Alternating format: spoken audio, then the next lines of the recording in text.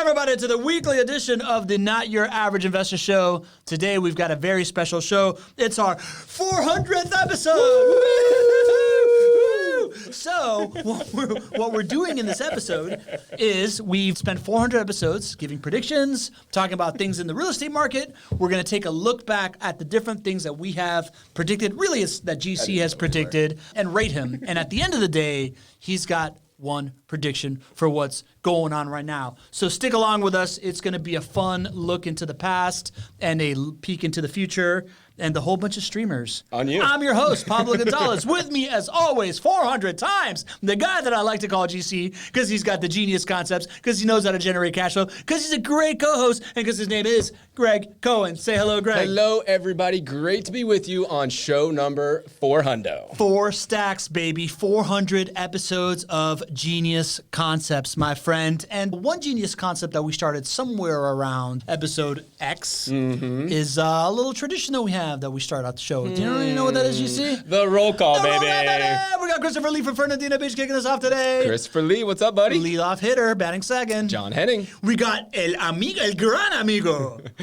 Desde Duval. Bill Shields. Buenas tardes, amigos, Bill Shields. We got the MVP. You may have heard of him. Mr. Lee Bishop. Saying happy 400. We got the Mountain. Really great. Good morning from the grammatically questionable Mountain Lee or Coloradoan. Okay. All right. We got Laura Colby from Washington State checking in. Laura, great to have you. We got the ringmaster. Drew Barnell. We got the mystery man. Denny Davies. Number one attendee of all shows last year.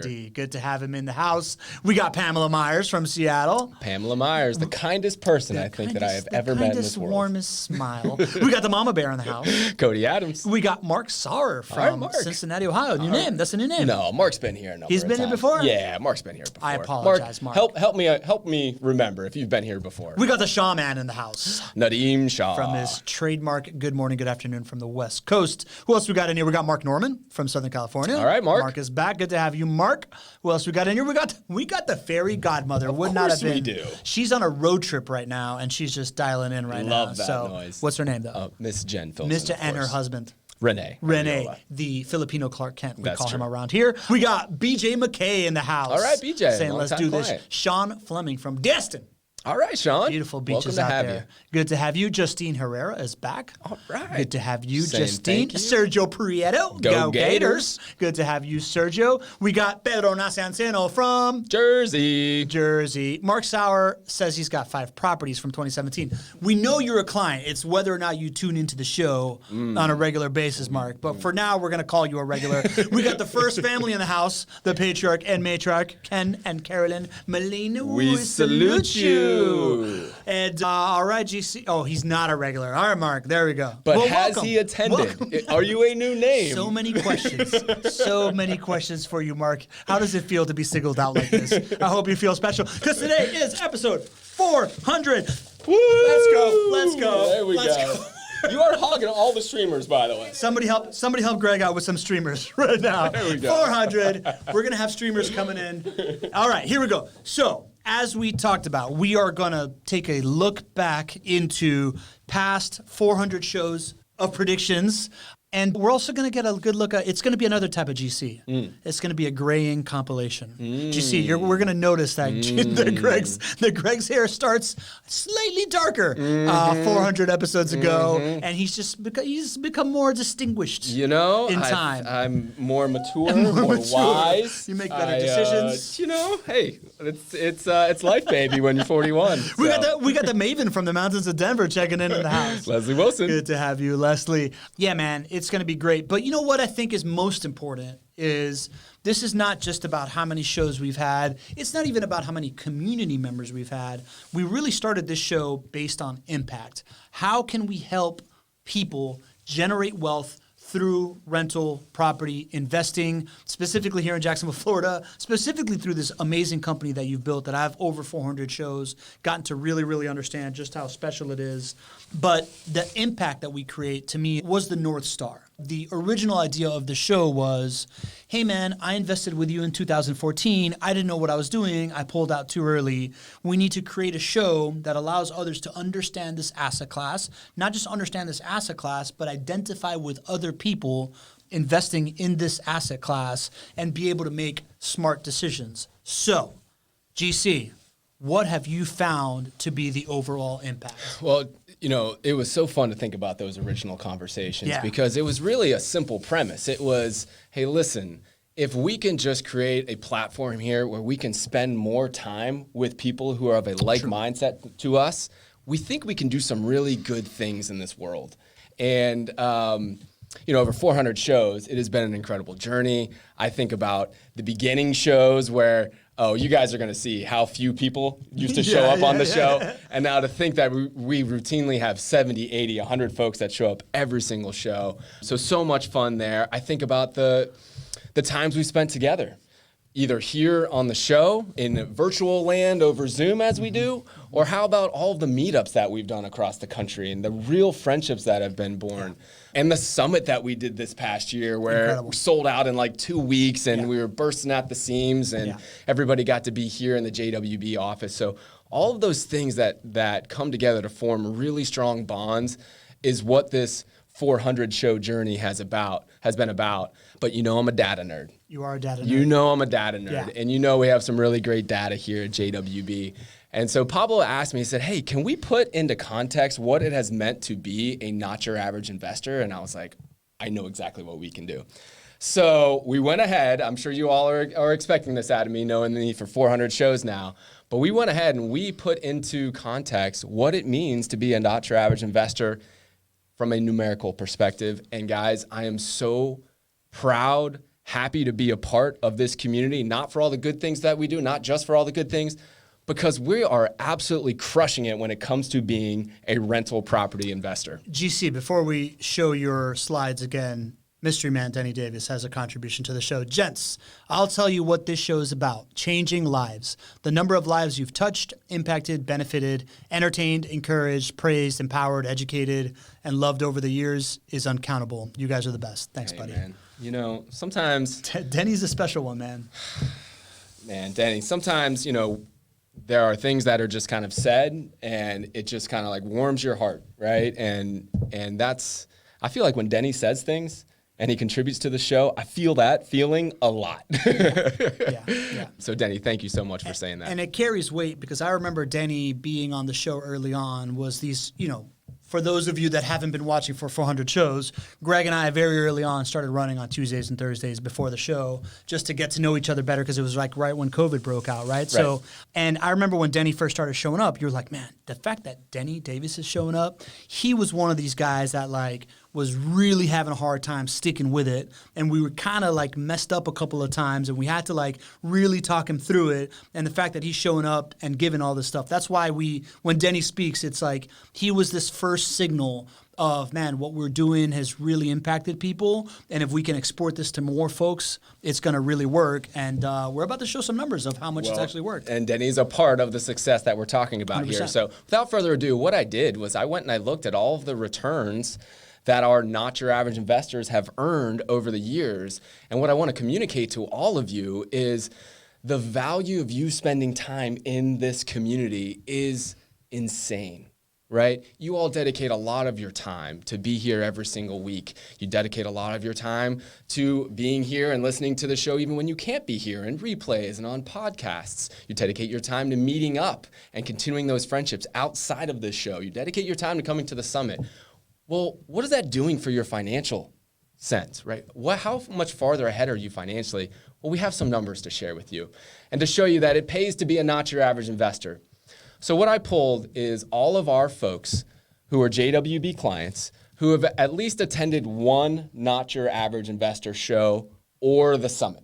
And that's the data that I'm putting on the screen for you all here today.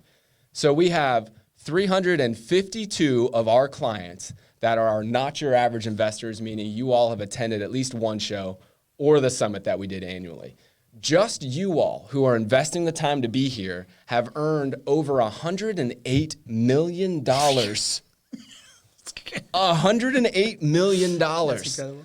The average profits earned per Not Your Average Investor is over $309,000, and your average annual rate of return is 22%. That's 22% each and every year you hold these investment properties.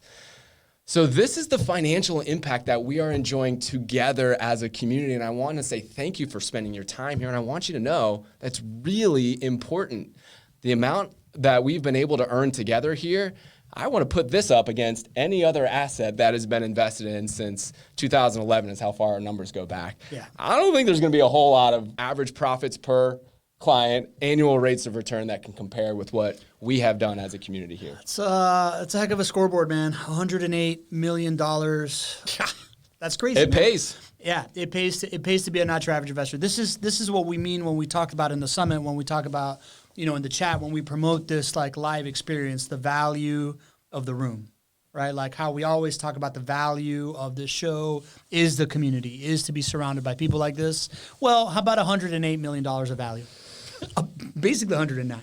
Yeah. Not too shabby. Not too Yeah. shabby. What else, GC? What else you got in stats Yeah, here? so some other really good stats. Let's go to the next slide here. We have, in our community here, we have 2 of our not your average investors have earned over $2 million just from this investment. Jesus. Right? We have another 15 folks just from you all here that are on the show have earned between $1 to $2 million just from their investments with JWB. We have 44 folks that have earned between $500,000 and $1 million. And we have 186 not your average investors just in this community that have earned between $100,000 to $500,000. I'm one. You're one. I'm one. Absolutely, yeah, buddy. yeah. That's pretty awesome. Another great little milestone here. 186 of us have made between 100 to 500K in profit.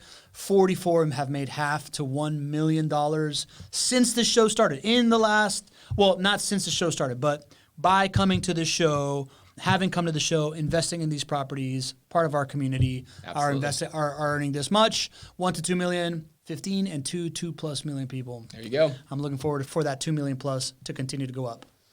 And here's how you've done it. It's the same message that we have shared on the show for the last 4 years. We have to look beyond just cash flows. Well, here is how your not your average investor portfolio has performed, and it's a whole lot more than the cash flows or just the net rental income.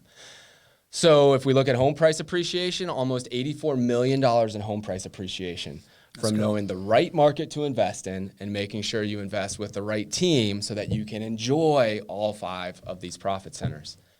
We've had over $8 million in principal pay down that has been enjoyed by our clients, by our not your average investors. We have almost $2 million in tax savings that our clients have enjoyed. And, not to discount net rental income because we do need it to pay for itself every single month and then some. So there is positive cash flow to the tune of almost $14 million of net rental income, positive cash flow. So that's how we get to that roughly $109 million that you all are enjoying. Charity Graham has a question. What did the 2 do to position themselves to be able to get to that 2 million plus? Do you know? Yeah, they are absolutely listening to our team when we lay out a plan, either on these calls or our plan that our client or our team builds for our clients afterwards. They're absolutely listening. They're engaged with our organization so that we can help craft the right portfolio for them. We've talked a lot about why pulling demand forward is important. So what that means is if you have a plan in place that you need to acquire a certain number of properties, a certain number of assets, well, based on the market conditions at that moment, we're going to reach out to you and say, listen, this is the time for you to pull that forward. And so a lot, those clients, I know one of them specifically comes to my mind right now. Instead of saying they were going to acquire their 10 rental properties over the next 10 years, they did it that year, or they did it over a 1 to 2 to 3 year period of time. And that's why they're sitting here now as one of those $2 million not your average investors, just from the community. So we were answering Charity Graham's question about how people have, the folks that have amassed over 2 million. You were saying that these are folks that have stuck to when you get on a call with JWB and you start to plan this portfolio, you set out a plan forward. And then the folks that have done particularly well have been the ones that have listened to the message, pulled forward demand when they were supposed to stuck to the plan, but also had the flexibility in mind of pulling forward demand and going in when opportunity strikes? The plan was to pull forward demand for those clients. And so sticking to that plan, that's the difference between a novice rental property investor who many times just flames out and doesn't get to enjoy this versus working with a team of experts and having a plan and coming together and understanding what the end point is and the resources that we have and we say, okay, cool, collectively, this is what we should do based on market conditions. And so that client that I'm thinking of specifically, which is one of the two, it was a question of like, okay, well, this is where I know I want to go. Instead of getting to 10 properties over the next 10 years, let's repurpose some of that money that's in different assets right now, and then let's put that towards our rental property portfolio and acquire those 10 assets this year or next year. Yep. And then you can backfill the other assets that was important to be a part of their portfolio. Sounds like a familiar story. Okay. So somebody said, as we were rattling off these different profit centers, I think it was Denny in the chat goes, look at that Pac-Man. What he didn't know is that there is a Pac-Man. Look at that Pac-Man. Mm-hmm. We talk about the pie chart of the profit centers and it being a Pac-Man. This idea that home price appreciation always ends up being the Pac-Man. All these other profit centers end up being the mouth of the Pac-Man. When we look at this extraordinary wealth that our community has created and we lay it out across the 5 profit centers, no surprise. Home price appreciation is 77% of the pie, which makes the Pac-Man. Net rental income makes up 13%. Tax savings make up 2%. Principal pay down make up 8%, a.k.a. the mouth of the Pac-Man. There you go. We show this over and over and over again, but most investors out there simply don't get this concept. You have to open up your eyes beyond just cash flow. You need to choose a team and a market that helps deliver across all 5 profit centers.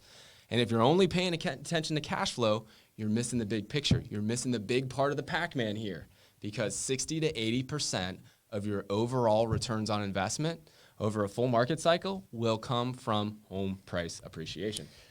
So, Greg, to summarize, before we move on any further, because our ticker has like really gone up here to in attendees, in the 400 shows that we have done, the folks that have tuned in over the last 4 years with us over these 400 shows have been 352 folks have bought properties that have attended this show.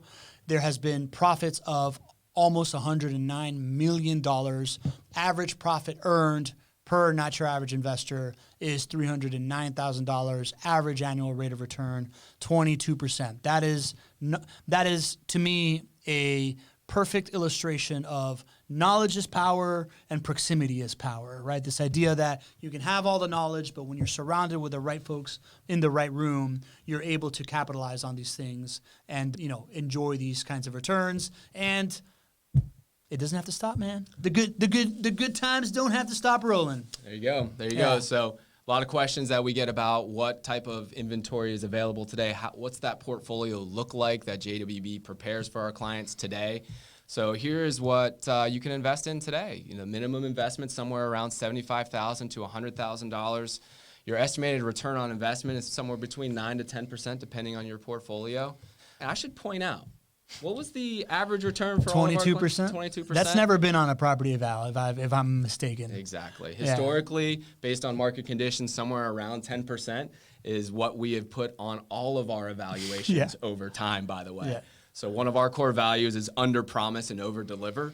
And we just think it's so cool when we have an above average return estimated out there, but we still give ourselves some room to wow you, to under promise and over deliver.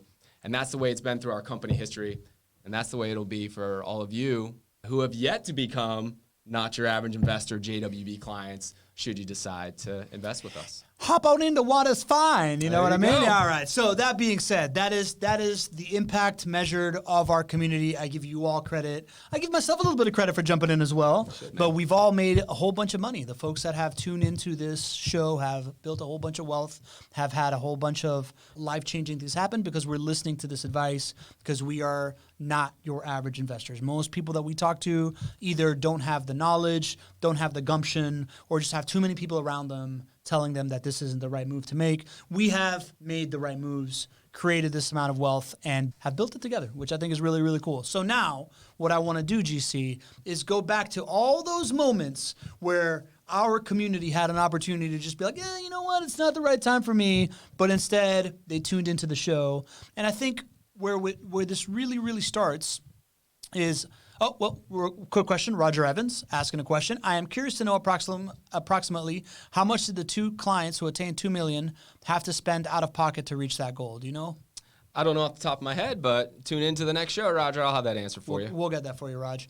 Okay, so if you all remember the beginning, there was Lee Bishop and there was interviews in person, in studio. The time that the show became really what it has become today, I think you can't decouple it from the outbreak of the coronavirus, because that was the moment where we went from this vision of we're just going to have these interviews, these conversations with folks about their lives, to we're going to do that, but we're also going to talk about what's going on. We're going to use this stage, as it were, to kind of just put out there the data plus perspective that you've become famous for, GC, inside of this community, and give some advice. So here is the first show where we were not in studio anymore. We weren't just broadcasting live to inside of the Facebook group.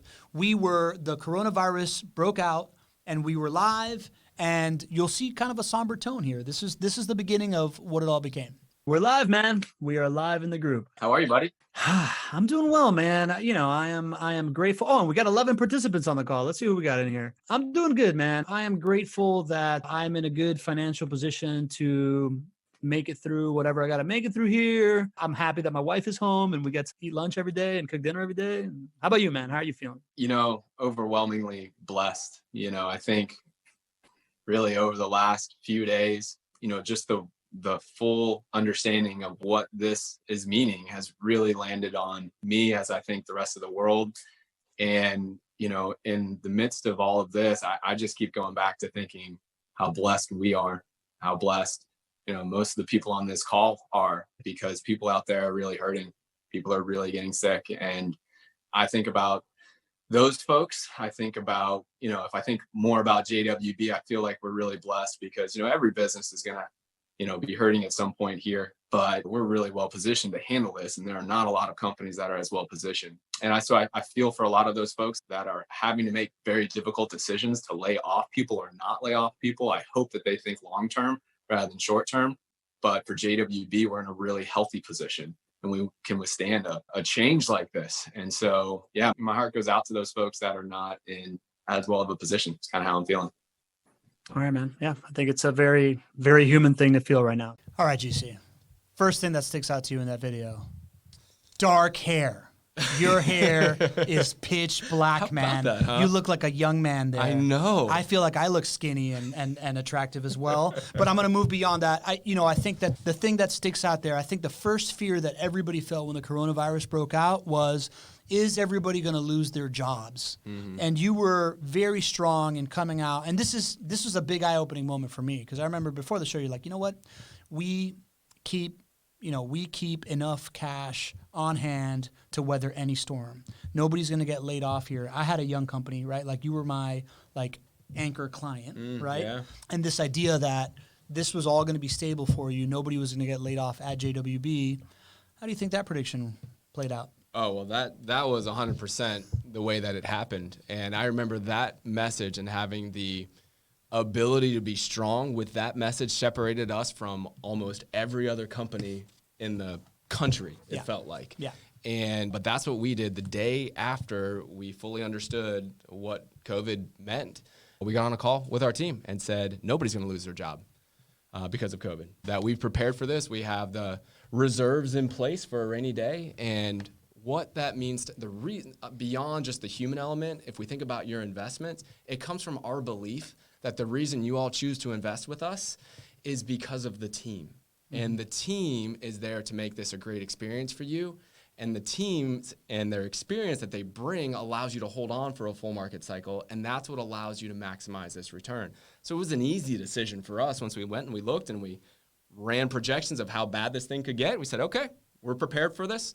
Now it's time to come strong with that message. And I remember the look on our team's face as we were able to share that message. And that's why things were relatively calm during that time inside the walls of JWB, whereas in a number of other businesses, it just couldn't be that way. Aaron O'Neill is saying, into the light, by the way.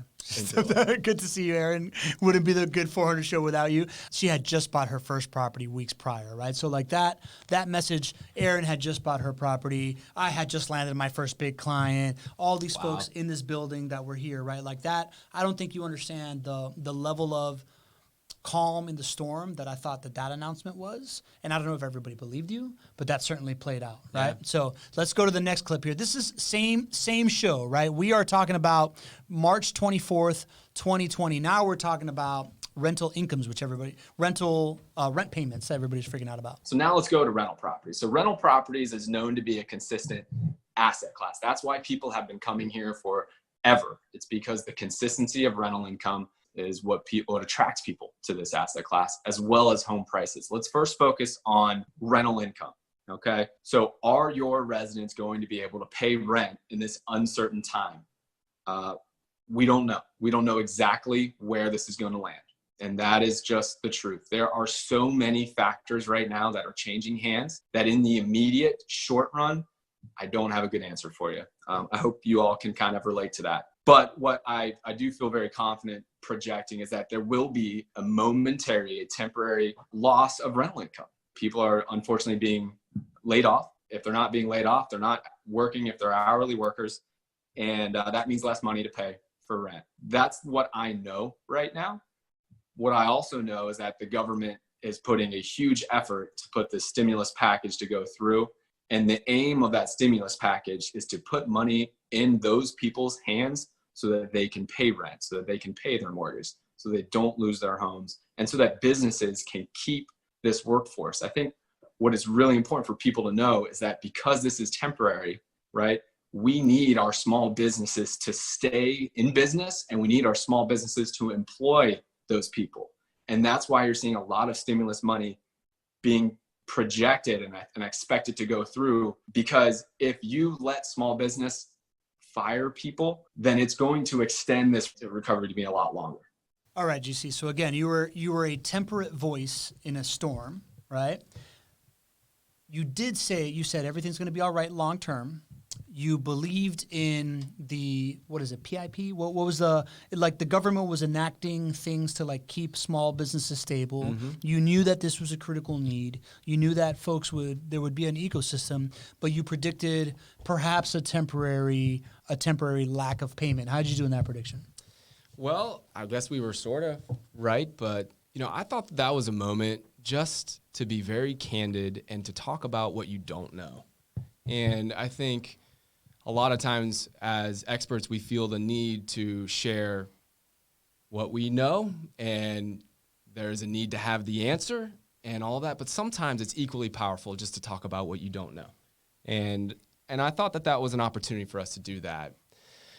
Now, what we talked about was what I think is out there, because I'm an owner of rental properties as well, and I had prepared myself for a short-term temporary lack of income, because that's the only thing that made sense to me at that moment.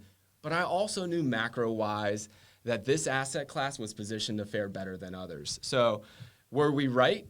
I guess, sort of. I'm sure there were some temporary blips month over month, but not nearly like I expected. This really was an under-promise and over-deliver moment as well, because if you look at rent collection in 2020, we collected 98% of rents for our clients in 2020. So was there some short-term blip? I'm sure there was, in March and April, now that I can remember. Not that I can remember that exactly right, but we reported on this month over month over month and was able to really instill confidence in all of you that it worked out exactly like we thought macro-wise. This asset class is built to be consistent because it's a critical need for the individual, for the family, and for the government to get right. And there was a whole lot of stimulus that was sent out for the purpose largely of keeping businesses in place, people employed as much as possible, and people in their homes. And it's good to be in an asset class that can benefit when it has to be a critical need for the government. Man, you know what I remember about this moment is, first of all, what did you think in your head, right? Like you're like, historically we collect, I remember you being like, historically we collect 97, 98% of rents. It might go down. How much were you expecting at that point? I mean, it's hard for me to go back, but 93% I think would have been great. You were way off, Greg. You didn't lose anything. It stayed at 98%. You were wrong about that, but you were really wrong about the idea that, you know, this was really when you first started mentioning critical need investing, housing being a critical need. Denny Davis references the intro to our podcast where I say the greatest long-term risk-adjusted asset class in the history of investments, rental income properties, right? Critical need investing, because what we saw during that time, the value of oil, like what oil was trading at, oil went negative. Yes, you're right. People could not get gasoline off their hands for a small period of time. So we might think gasoline and fossil fuels are critical need, but not as much as shelter. Housing, right? Like at the end of the day, you can walk to somewhere or take your bike or just whatever, not go anywhere, which is what we were forced to do. Which was what we were forced to do, right? But like this idea of housing being critical, everybody rallying around the ecosystem to make it happen, that definitely proved true. So, and then finally, the really big one was, are property values going to go down, was what everybody started freaking out was really freaking out about long term. And this was where one of our favorite concepts first originated. I'll play you this clip. We still have a ton of people on, right? Like we still have 22 people on the Zoom call and we have 14 people on the Facebook Live. So I think it's worth it to be putting that value out, right? So give me your perspective on home prices, and then I'm going to ask, interest rate questions that are coming up. Yep. So let's talk about home prices. So if you're an investor for JWB, this might sound a little bit repetitive, but the reason you're investing is for the long haul. You are not an investor who is buying today and looking to sell tomorrow. Right? You're in it for the long haul. Usually a 10-year hold is what I recommend, and a minimum of 5-year hold is what our clients sign up for. So this is a temporary situation. I keep saying it because I want you to keep that perspective.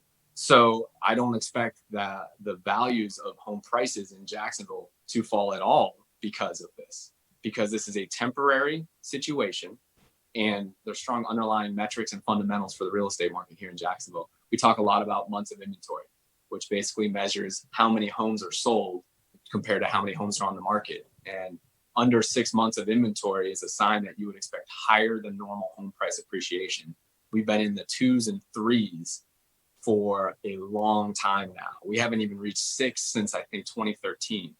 So the underlying supply and demand of the real estate market for housing prices in Jacksonville is strong.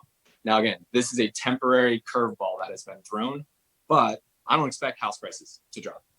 I don't. I think you can take it even a little bit farther though, right? I do expect us to be in a recession, as I mentioned.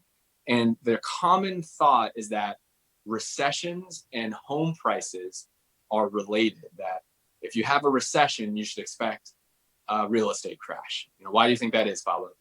Because the last recession that we had was an outlier that crashed the real estate market.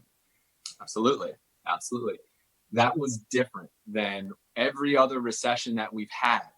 And so what you saw is because real estate and the lending practices and a few other things caused the recession in 2008, real estate took the brunt of it, right? But if you look back over prior recessions, and we've done the research actually, we call this the recession myth, the myth that real estate crashes happen when recessions happen. I think that's a myth. So if you look back to the 4 previous recessions from 1980, there was one, 1981, there was one, 1990, and 2001. For the 4 previous recessions, most people are absolutely shocked to learn that home prices did not go down in average, right? They actually, on average, appreciated at a rate of 4.7%. And I'm quoting Jacksonville data. But even across the country, they appreciated. So that's 4 previous recessions. So I want people to understand that, yes, I believe we are going into a recession, but no, I don't think that's going to have a drop in your home prices. All right. There's multiple things I like about this video, GC. The first one is before the video even happens, as my team and I were clipping this clip, right before this was, hey, Lee Bishop has a question. we were literally answering March 21st, 2020. We were answering a question from Lee Bishop ahead of time, which is why, of course, he is the MVP of the community. Second, is the fact that I'm like, Greg, do you have extra time? Because we got a ton of people on the show right now. We got like 26 people on the show. Makes me nostalgic to think about that when we regularly now get 90 to 100 folks showing up. Our community has grown so much. So that's two. Third part that makes me nostalgic is this was where you introduced two concepts. One of them, which we talked about there a lot and talk very little about these days, which is the recession myth. Yeah, exactly. Yeah, you want to talk about that real quick? Well, I mean, especially prior to doing the show, most people had assumed that when a recession comes, that also means there's this crash of real estate prices. And it's because we are all affected by what happened in 2008. But the data suggests otherwise. And you might be surprised to know that home values actually go up at a rate that's above average appreciation during recessions, for all recessions not named the Great Recession, the one in 2008. You look at other data points outside of that, and home values go up. You might ask yourself, why? Well, what happens? What does the Fed do to stimulate the economy when there's a recession, Pablo? Well, they lower interest rates in They general. lower interest rates. When they lower interest rates, what does that do to mortgage applications? It makes it go up. Makes it go up. What does that mean to buying demand? It means that demand increases. And demand increases. And if your supply is held constant and your demand goes up, what happens to prices? Well, as an economics major at University of Florida, where I went to 2 classes, it means that prices go up. They go up. They go up. Yeah. So that was that myth that we talked a lot about, I think, for a year in 2020 about breaking the recession myth. And that has aged quite well. That's aged well, and it's aged so well that we don't even bring it up anymore. Exactly. Right? Like, I remember we talked about it a lot. We beat that thing to death Yeah. for like a year, this recession myth, and now we don't even talk about that anymore, right? Like, we have so much other data that we talk about these days, and one of those things that, if you were paying attention in here, was this is the first time that we brought up you brought up months of inventory. Just mentioned it briefly there, but that has been an ongoing topic. And that was why you were so confident in coming out to this thing and saying, hey, I don't care what people say. Like, yes, 2008 was a black swan. Yes, we're in a black swan moment, but months of inventory tell me otherwise. Tell me more about that, GC. Yeah, that data point is so critical to our thought process and what we were able to share with you. And most people don't understand it. The media certainly doesn't understand months of inventory, as you've seen them miss prediction after prediction after prediction the last few years. But we've been able to really come forward at a time when people needed some clarity and some objective measurement about how things were going to perform, and to share that with you. And the best data point that I know for short-term pricing is months of inventory, because it measures supply and demand. And if you have a low supply and you have a lot of demand, that is an indication that prices are going to go up in whatever asset you're talking about. And homes are the same way. So even though we were dealt this major curveball with COVID at that point, I knew that our supply was so historically low and that it would take a lot of work to get it back to just what historical levels were. And when historically low supply is there, you would tend to see higher appreciation than normal. So that's why I was able to be confident and come to you all and say, I don't see home prices going down at that moment when the rest of the world thought that they were going to crash. It's because of that knowledge of months of inventory, that knowledge of how low supply was, and then the knowledge of how hard it is to change that, how long it takes to change that. And we were really able to help. I mean, think about the tens of millions of dollars that we were able to help our clients earn, our not your average investors, by taking that approach and looking objectively and saying, okay, cool. I know my values are not going to drop. I'm good to start acquiring now. Yeah. And how would you rate yourself on that prediction, GC? That has aged really well, much better than I've aged. That has aged really well. Agreed. I would give you 100% on that prediction. We all know that pricing went bananas bonkers for that whole period, and you were the one guy out there that was saying this. But that was really short-lived, this whole, like, everybody now believes it's going to go up, because immediately thereafter, media started talking about what happened during COVID, this foreclosure moratorium, this idea that you can't foreclose on folks because this is an essential need, would end up leading to a new foreclosure crisis when it all was all said and done. And that was shortly thereafter. This article is from September 11th, 2020. We were just showing a clip from March 20th, but you were strong talking about that ahead of time in May of, yeah, you debunked that real quickly thereafter. This is May 2021, because everybody was kind of like predicting that whole thing, because that's what they like to do. This was your take on whether foreclosures would ramp up afterwards. Our message, which started a year ago, has just gotten stronger and stronger and more validated over this year. And the more information that we see every single month, hopefully everybody can see that there's a real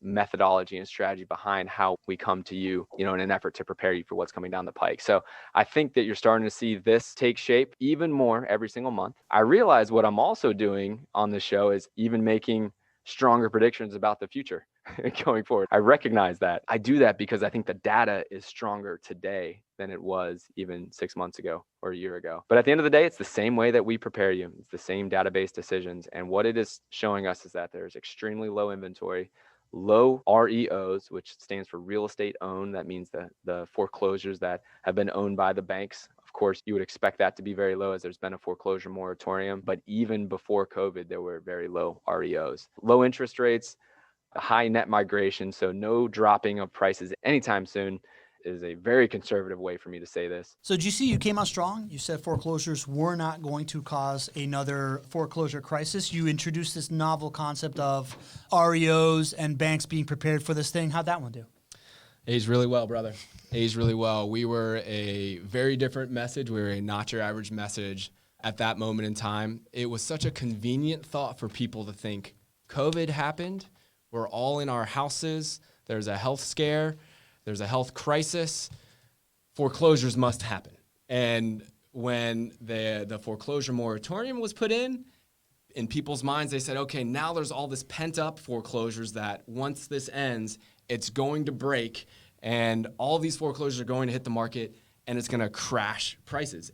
Everybody wanted to know when housing prices were going to crash. But what do? We look at data. We have perspective. We combine it all and share it with you all. So we were very strong in saying that there was not going to be a foreclosure crisis, and we were 100% right. We never talk about it anymore now, but if we go back to this time, it was all we were getting asked. So the reason that I knew this, that the perspective part comes in knowing what a normal foreclosure market looks like and having lived that over the years now, investing for 18 years. And a normal market has about 10% of properties that are sold as foreclosures or REOs. It's the same term. It stands for real estate owned by the banks. And I looked at our percentages, and they were way below 10% even before COVID hit. In COVID, in 2021, we had 0.7%. Well, we had the moratorium at that point. But then in 2023, after the moratorium was long gone, we only had 0.8% of all sales in Jacksonville as foreclosures. And then this year in 2024, it has gone up, which is what we expect, but it is nowhere near 10% right now. So this has been completely debunked because we have the data, we have the perspective. There was never a foreclosure crisis. It never led to a decline in housing prices. In fact, housing prices have continued to go up. There you go, GC. Then you had another bold prediction that we talked about at lengths. When you're making your decision for when you should buy, you're going to be looking at what your alternatives are today versus tomorrow. If you agree with the data that I just presented there, then it's very likely that you're going to see higher than normal home price appreciation, even before this foreclosure thing could potentially take hold, right? Mm-hmm. Average appreciation is 4.3%. Let's say that appreciation is, 5 or 6% or 8% or 10%, whatever number you say, right? On a $200,000 asset, that's another 20 grand that you got to spend on a house potentially, right? 1 year from now. So if you buy today, you get to, of course, capture that appreciation in the future. So that's one reason to buy today. But interest rates, I think, are the bigger reason, right? For a year now, we've been talking about the deal, right? The deal is not the specific price of the house. The deal is the debt right now, because the debt stays in place for 30 years. And you get the ability to borrow money at maybe 4.5% on an investment property for 30 years. I think that's the even bigger motivating factor, because the debt gets to stay in place for 30 years. That's one of the reasons that it creates this positive cash flow. And positive cash flow, of course, is a great way to mitigate your risk in any investment. And when you have money coming in on a monthly basis, that mitigates your risk. And then you also get this, again, potential growth, not just in the short run, in the long run. Right? I don't get too excited about what's going to happen for prices over the next year or two. I think long-term, and I think over a full real estate cycle. So I look at those two things, and I don't see a better place to put your money than turnkey rental properties today.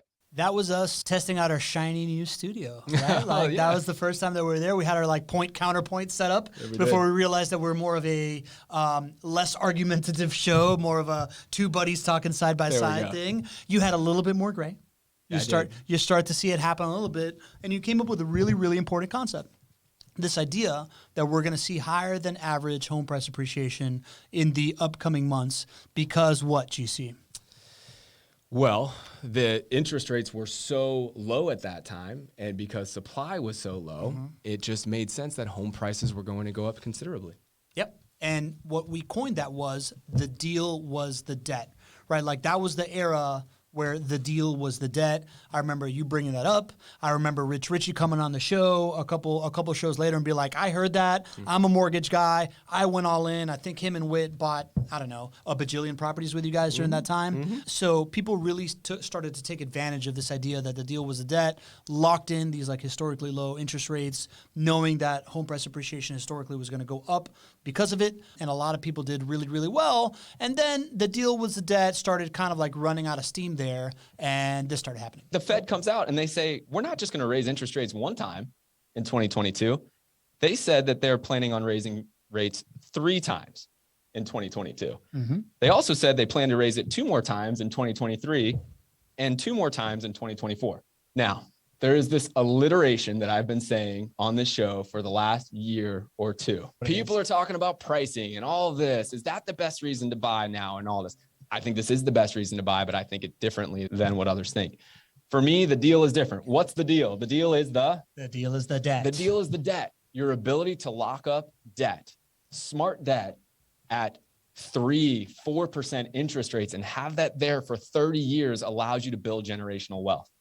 Well, the reason I'm coming so strong with all of you and telling you that this is the time to be adding to your rental portfolio is because that deal's going away. That's what this is talking about. They just said that they're going to raise interest rates 3 times in 2022, 2 times in 2023, and 2 times in 2024. That's 7 rate increases over a 3-year period. If all they raised it was 1/8 of a point, which doesn't have to be that little, it can be more than that. If all they had to raise it, or were going to raise it, was 1/8 of a point, that's almost a full point that interest rates are going to raise over the next 3 years, minimum. This is why I continue to say this is the best time to be buying rental properties. Not so much about pricing. I don't get caught up in short-term pricing, right? Pricing I do expect to be higher next year than this year, and that's great. But the debt, the deal is the debt. And the fact that you're no longer going to be able to secure debt for 30 years at a 4% interest rate is very real. It's telegraphed right now by what the Fed is doing. That's heavy stuff, man. A couple of bold predictions here, GC. Starting with best time in history to buy rental properties. This is when you started telling people to pull demand forward. Yes. This is as we go back to this idea of how many millionaires have been made watching this show. And you said these are the folks that really acted on their plan, acted accordingly, and pulled demand forward when they needed to.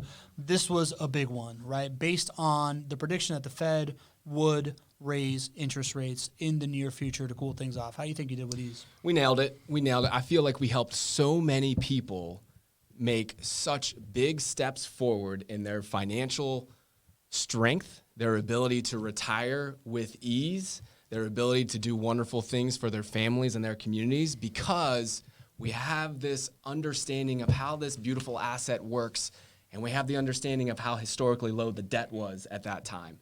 And so we nailed it. So I put some numbers to it. You know, home prices on average up until 2020 in Jacksonville went up about 4% per year. From 2020 to 2023, home prices in Jacksonville went up 47%.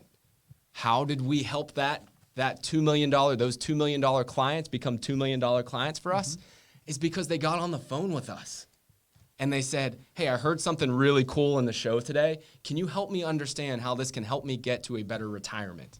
And we put that plan together for them, and then they accelerated their purchases, right? This is the power of working with a vertically integrated company who has their hand in all aspects of real estate in a market and who's been around for 18 years. Because guess what? I'm not only telling you to do it, I'm doing it too. I'm doing it as well. Yep. And you all have seen the big investments we've made, JWB has, since 2020 as well. So I love this clip. I do love our ability to really have some fun little sayings that we've had over the years, right? Yeah, it's been Deal great. is the debt, data with perspective, right? We even now have buying the dip, which I'm sure we'll talk about here in just a second. But yeah, it's like we're marketers or something. It's like we're marketers. I look at this and I'm like, on one hand, I'm like, I think our ability here as a community is to connect the dots. Yeah. To connect the dots, because the Fed literally was saying this is going to happen. That's out there everywhere. It's on all the Wall Street Journal and everywhere. But few people were able to connect the dots and say, how can I have a better retirement based on this information? I think that's really the value of this community. Yeah, I totally agree. This idea of the deal was a debt, pulling things forward, and then understanding these market dynamics of everything that you've been like predicting with interest rates rising and whatnot. You just continue to do it, right? Like, which brings forward, I think this was, you started getting real confident in yourself. You started really believing in yourself. I remember when you were starting this whole, during those COVID calls, you're like, man, I don't know, should I do this? I'm like, dude, like your opinion is as good as anybody. I remember at some point the lights turned on and you're like, you know what? I'm going to call my shot next time. And you started talking about this prediction that the media was going to start calling for home prices falling. And we started even seeing the articles happening. And you were very, very quick to come up with this take of this idea that the media was going to start talking about home prices going down. This was an article from August 24th, 2022, but we have a clip of you here saying on August 8th of 2022, predicting that this would be the headline. And here's what you said. I want to get ahead of some of these negative headlines that you guys are going to see, because I think it's going to get rough. And I want you to be prepared to know what the data actually shows, because we're going to talk a lot about, right now, we've been talking about home sales going down and inventories going up. If you actually read the headlines right now, you're not seeing price declines, right? But let me tell you that price declines are coming, okay? Price declines are coming. And here's why this is normal. This is still a normal market. There's a thing called seasonality in real estate. From the summertime to the wintertime, it's harder to go out and look at houses, right? You're less likely to go and move because your kids are in school in the winter times and they're not in the summer times. So home sales, even in a normal market, decline as you go into winter. And if you look over the long haul, home prices in the Jacksonville market go down about 12% from the summer to the winter. And this is a normal thing that happens every year on average. And you still see on average 4.6% home price appreciation. And that's going back over the last 40 something years on average. So this is an important point, right? The way that home price appreciation is typically calculated is year over year. So if it's the price in November last year, you look at the price in November this year, that number is still going to be up, okay? Because we've seen a lot of appreciation this year.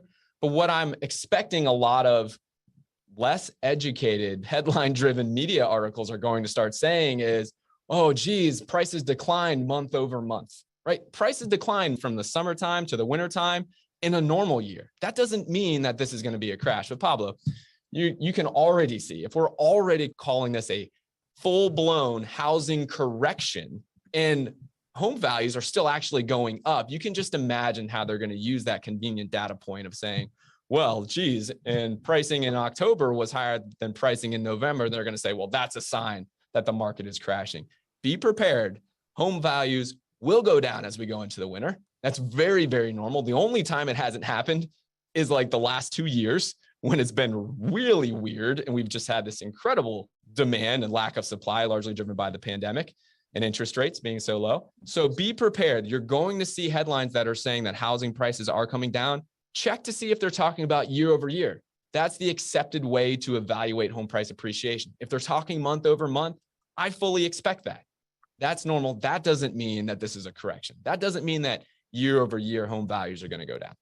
There you go, buddy. How about that, huh? I came pretty strong there. Was it the gray hair that made you so confident? Because I saw you much more gray there, much more established. I think what was happening over this couple of year period of time that we're seeing these clips is that my frustration was growing as well. Mm-hmm. It's because I feel like we have a message that can help so many people and an asset that can help so many people.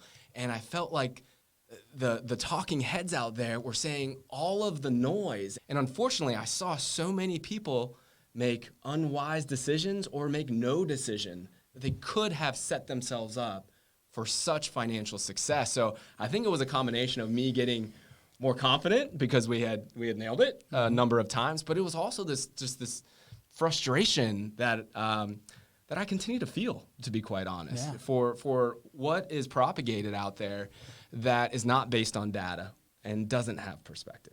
Yeah, listen, man. People run away from pain faster than they run towards pleasure, and I don't think that the pleasure of being right for you didn't move you into action as much as the pain of everybody else being wrong. Yeah. And I think as that pain has grown for you, you have gotten more confident in what you say. You've gotten more at liberty to share. Number one, you've had a data advantage all along. So it's just like sharing that data advantage, sharing all the good things that JWB does, like all these different things that I think before you guys like to fly under the radar for the things that you did. I think as the world has gotten louder and louder, the wrong way of giving people bad financial advice, as we see with retirement being broken and people not reaching that, and all this kind of like all these talking heads in the media of like real estate investors giving advice to people that just started like 4 years ago or whatever, right? Like I think that you've really starting to take that to heart, and that was the first time that I really saw you on offense. Yeah. When it came to like data and perspective, which I thought was really, really cool. So let me just give you the data here, just to back up what we were saying there. So I talked about how home values go down every single winter time, from summer to winter. They go down every single year. Well, from June 2022 to January of 2023, home values in Jacksonville declined 9.4%. And then how I said, well, the other thing happens the other half of the year. So from January to June, they always go back up. And that's why you don't measure home prices month over month over month. It can lead to incorrect conclusions. Well, guess what? From January 2023 to June 2023, home values rose 11.4% in Jacksonville. And that's why my message of continued growth and home prices year over year continuing to go up has proved to be accurate. From June 2022 to June 2023, overall, home prices appreciated 1.8%. Nailed it, buddy. All right, so then the final prediction here that we're going to go over is once times started getting a little tougher, right? Interest rates really did start rising, and you came out and gave a little bit more advice. Everybody that I read or talked to said that there was going to be a real estate crash. It was just to what degree was there going to be a real estate crash? And the reason that they said that was going to happen was because interest rates were going to go way up because the Fed said they were willing to raise interest rates to whatever they needed to in order to stop inflation. Well, the Fed has raised interest rates to whatever they have needed to quell inflation. So they got that part right. But real estate prices are still up year over year in Jacksonville and in many parts of the country too. So this crash never happened. So what do we all think would happen to real estate prices if the Fed hadn't raised interest rates as much as they have over the past year and a half? I mean, if the Fed did not raise it over 5%, what would home values be? They would be much higher. So where we talked about how when the Fed lowering interest rates at the onset of the pandemic, and how in addition to QE, where they basically injected a lot of money into the economy, how that brought forward demand and increased home prices and home sales because of their actions. What we're seeing now is the opposite. By the Fed raising the Fed funds rate as much as they have, and by our interest rates going way higher, the Fed is temporarily and artificially quelling demand in the housing market, which they need to do to get inflation down. But they're not going to do that forever.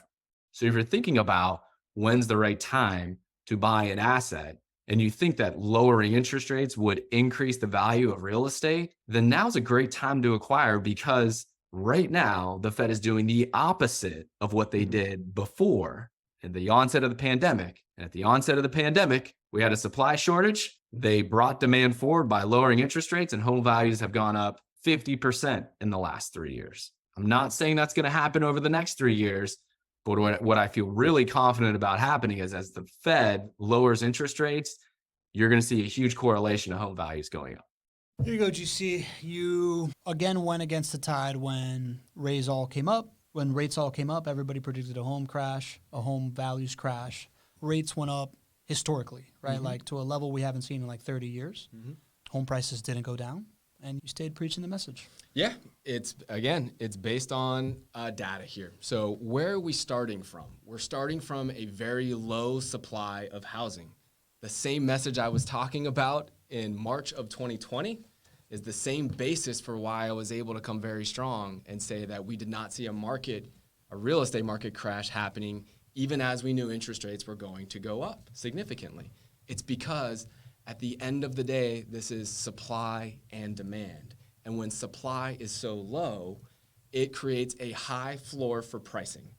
And the interest rates have gone up more than I expected, more than a lot of people expected, everybody expected, let's say, and they've stayed high for longer than we all expected. But what has happened to pricing? They continue to rise. It continues to rise, right? That high floor is there. So while everybody is only focusing on the interest rate of the demand side, they're only looking at half of the equation. And it doesn't make sense to them why housing prices have stayed high. But if you look at the whole equation and look at supply and demand, it starts to make sense. So we came really strong and we said that interest rates being that high was not going to crash the market. It didn't. Home values continued to rise. But I've started to get a little bit to have that same fire that I've had in the past about this interest rate conversation, because I need people to see the other side of it. This not your average investor take that others do not see. And it is about what happens on the other side of high interest rates. What happens to the value of your asset when you buy in a high interest rate environment and then interest rates go down? Because just like we saw when interest rates were falling very fast when COVID happened and mortgage applications went up and buyer demand went up, well, what we are going to see after interest rates come down, at some point, you're going to see that pent-up demand that is there right now start to hit the marketplace. And the way this is going to affect all of you is you're going to see outsized home price appreciation because of this. It's the complete opposite effect of what we saw 3 and 4 years ago with interest rates. So average investors out there are only talking about why they shouldn't buy when interest rates are 7%. The not your average investor take that I would love all of you to internalize is buy when interest rates are high, because when interest rates drop, my home prices are going to go up at an outsized rate, and then I can just refinance and I can get the lower interest rate later. You wind up with significantly more gains on your real estate portfolio by following that advice. All right, buddy. Speaking of Mr. Confident over here, so now is this your latest prediction then, GC? You were saying that we have talked about this at length on the show, right? This idea that mortgage rates have been high, property values have continued to go up, but we know that when mortgage rates drop, demand that's been sitting on the sideline is going to enter the market. And now this is the first time that I've heard you say you believe that when that happens, there's going to be higher than average home price appreciation, and that therefore that's why it makes all the sense in the world to get in before the dip, to buy the dip ahead of time, so that when the dip in interest rates happen, then you get to have above average home price appreciation. Yeah, a lot of this depends on when interest rates drop and how fast they drop and how quickly. So it's hard to give a real prediction on how much this is going to happen. You'd have to look over how long does that take for interest rates drop and all of that. Here's the bottom line. House values are going to continue to go up. And if you look at what the cost of a refinance is versus what the opportunity cost is of you gaining that equity, you win. Like, even if home prices go up at their normal rate right now, you win in that trade. True. Right? I'll just put the numbers in front of you. If it's a $300,000 house and home values go up 5% over the next year, which is a normal market, that's $15,000 of gain that you made. That's $15,000 of gain. Yep. And if you buy right now and the interest rate's higher than you want and the interest rate is lower in a year, you spend maybe $3,000 to refinance that loan. So you just made $12,000 on that trade. So the big thing is it's hard not to win if you believe that home prices are going to go up at all. If you believe home values are going to go up 1% a year, you still make out okay on that trade. Yep. Because that would be $3,000 of equity you earned by buying now versus waiting. And then that would be $3,000 of cost to refinance down the line. So it's hard not to envision a world where our investors aren't winning by buying while interest rates are high with the strategy that you're going to make more in home price appreciation and the other profit centers, and then you'll just refinance later on. So that's the big message. That's what I hope you all internalize, because I know it can have that same effect. This message right now can have that same effect that all of those investors who took our advice 2 years, 3 years, 4 years ago had on their portfolios. And that's where that $108, $109 million was generated. It's from takes like this, you all putting it into action, working with my team so we can put a plan together for you. And then we get to celebrate this victory a year from now, 2 years from now, 3 years from now, in the scope of how many not your average investors are achieving their goals. I love the rise in confidence, my friend. You would have never come this strong with a take like this 399 episodes ago. And I love seeing it because I see you continuing to get more confident, stepping more and more into that Richard Branson of real estate conversation that I affectionately see you as. And to no surprise, MVP Lee and number one attendee, Mystery Man Denny Davis, saying, and JWB incentives kicking in as well, right? Like by the time that interest rates drop and all this stuff, everybody that's been sitting on the sideline comes back in, these incentives that JWB offer are probably not going to be around. 100%. These incentives that we've offered have been totally interest rate driven. As interest rates have been higher than we all want, we have helped to supplement that by giving these incentives. They will not be there when interest rates are lower like they will be going down to. So another great reason to pull demand forward, right? And one of the comments from our friend Anonymous Attende says, "Is there not a good time to buy? I love you guys," which I know that thought has it's a solid question, yeah, right? It's a question from the audience. Is there not a good time to buy? The answer is buying and holding real estate. There is always the good time to buy and hold. It's always a good time. The best times to buy are today and 10 years ago. Yeah. It's because we already know how this plays out over full market cycles. So I am always going to be here telling you that it's a good time to buy this asset because it wins. It wins versus other assets. But then there are some moments that I've pointed out over the last 3 or 4 years where I'm like, guys, you can take a step forward over everybody else because of this. Yeah. And 3-4 years ago, it was the debt. Yep. Right? The debt was so low. Well, that was the reason for that moment.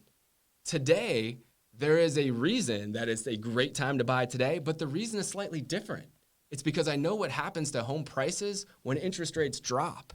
And that's how you get to take a step forward over others, over average investors out there. It's because you accelerate demand now.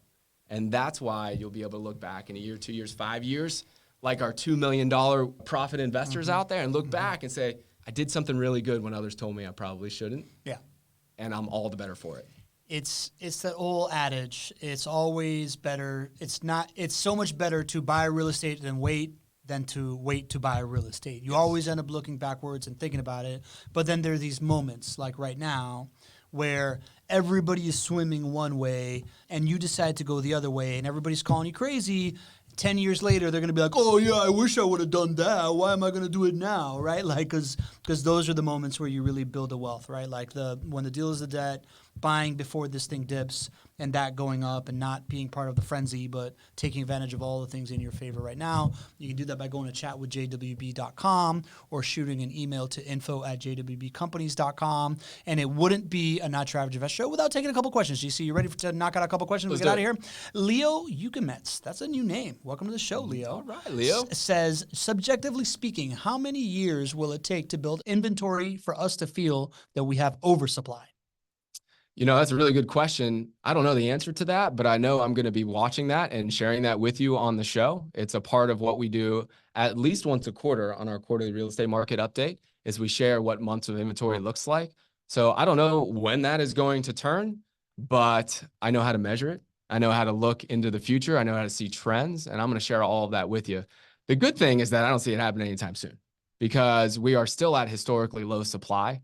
We're at 3.8 months of inventory, which is historically low for Jacksonville. And it takes a long time for that to flip. So I don't think you're in any risk of that happening in the immediate, but I'm glad you're asking that question. You got to keep tuning in, and we'll keep talking about it. I love that. Patron Santorios with a long question here. Greg, the Federal Housing Finance Agency is considering a new Freddie Mac product that will allow Freddie Mac to buy second mortgages, allowing existing homeowners to tap into trillions in equity without doing a cash out refinance. If FHFA approves this and allows homeowners to access this equity, what are your thoughts on how this will affect the real estate market? Patron Santorios, you and I must read the same things all the time, because your questions are always spot on. They're things that I have been thinking about and have been noodling on. And, you know, I've kind of been in a wait and see approach before we brought it to the show. So thank you for bringing this up. There's a new product potentially being considered by Freddie Mac. Well, it's considered by the Federal Housing Finance Agency, but it's for Freddie Mac loans, which would allow folks to be able to take out a second mortgage and to access their trillions in equity, as Michael talked about. And what this would do is allow folks to tap into that equity, bring more of their resource into their development, into their real estate portfolios, their entire portfolios overall. It would bring more money into the economy. This would ratchet up home prices. It would lead to demand. I mean, think about this, right? Imagine tapping into, let's just say, hundreds of billions of dollars of equity that people are able to pull out from their properties, and time that with interest rates going down at the same time.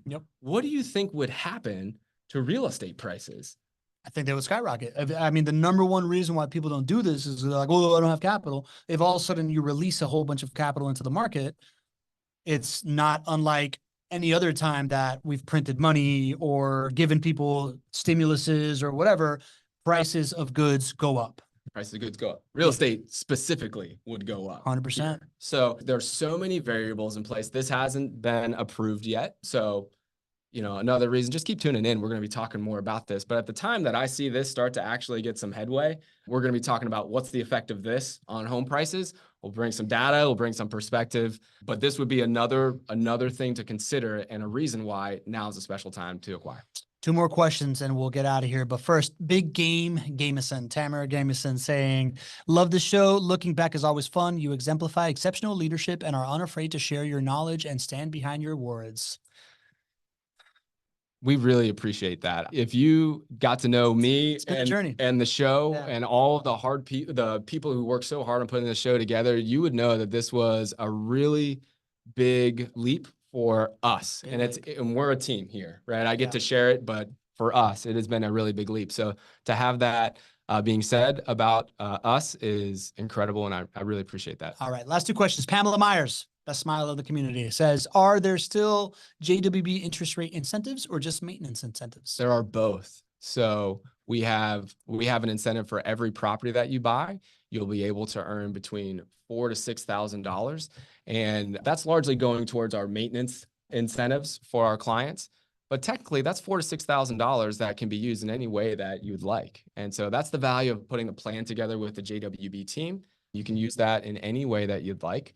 So that could be used for you to buy down the rate if you'd like as well. So that's there. We also have multi-pack incentives as well. So we align our incentives with what we think is going to help you the most. And so when I'm talking about pulling demand forward, maybe acquiring 3 properties this year versus buying 1 a year for the next 3 years, Well, we also have incentives there. We take $5,000 off of the purchase price for each home that is purchased when you buy at least 3 at one time. And a lot of our clients are doing that now. So this is the most incentives we've ever offered. And it won't be that way when interest rates come back down. That's right. Plenty of incentives to go around so you can buy the dip. Last question. BJ McKay says, has rent amounts topped out to get longer term tenants in place? Great question. The answer is no. Again, we have great data to support this, and both from the macro sense and also from the micro sense, meaning what's going on internally at JWB. Start with internally at JWB. Our occupancy is still above normal levels here. I think we're at 97% occupancy at the moment right now. Our rent collection is 98%, 98.6% or 98.8%. Don't know off the top of my head. Over 98%. And we do all this by still signing long-term leases. So on the on the micro sense, we're really strong. On the macro sense, Jacksonville's rents have continued to rise year over year. They rose 1.5% from last year to this year. According to John Burns, they're expected to rise another 2.3%, I believe, in 2024. And then they're continued to rise more and more as you go out future years. So we expect rents to continue to rise. And that's largely because we are a place that people want to move to. So we have high demand for housing here, and we have low supply. Low supply in rental homes, as well as low supply in for sale inventory. Man, if that is not an answer to exemplify data plus perspective to close out the 400 show, man, that was a lot of data. You just had that all up here in these gray hairs. You know, man, just hanging around. They're great there. for a reason, bro. They're great for a reason. For reasons. I can't believe it's been 400 episodes. I'll tell you, we'll finish this show. I think we started the first show the same way because I genuinely believe from the bottom of my soul that it's the community that makes this thing special. From day one, what our goal was to bring people together around this because we knew knowledge wasn't enough. You needed the social validation. You needed the cognitive bias. You needed the trust of other people like you doing this thing. So from day one till today, I've just never, ever, ever taken it for granted that people have taken time out of their day to join up here. From the 6 people that were showing up on day one to the massive 20 people that showed up in March 2020 to the 100 plus that we regularly get showing up here and coming to our events and giving us great feedback and being friends with each other and asking great questions and amassing millions of dollars of wealth over the last 4 years. It's changed my life. You know this, right? It's changed my business. It's changed my financial future as an investor. And I can't understate what all of these 400 at-bats of doing this thing have meant to me. So just thank you for being here. Thank you, GC, for taking a shot on this thing and the rest of the team that does all this. It's really meant the world to me, man. Talk about changing lives. It's amazing to hear your story, and it's wonderful to hear that you feel like it's changed your life. I can tell you this has changed my life too. And this process, I never knew it could be so much fun to be doing a show every single week, sometimes twice a week, because I never understood that you could take something like this, which is virtual, and turn it into real friendships. That's it. Right? And real relationships and really helping people at a massive scale. And that's what I think about over the last 400 shows. It means so much more than the numbers. It's that feeling that we all get by being a part of a community. And that would have never happened without your leadership, without Cody's leadership, without our entire team's leadership making this possible. So thank you all. Thank you for 400 amazing shows. And I can't wait to celebrate number 500, 600, 800, 4,000. We'll keep on keeping on. Agreed, my friend. Anything that you think we should do from now until the next show, though? Don't be average. See you next week.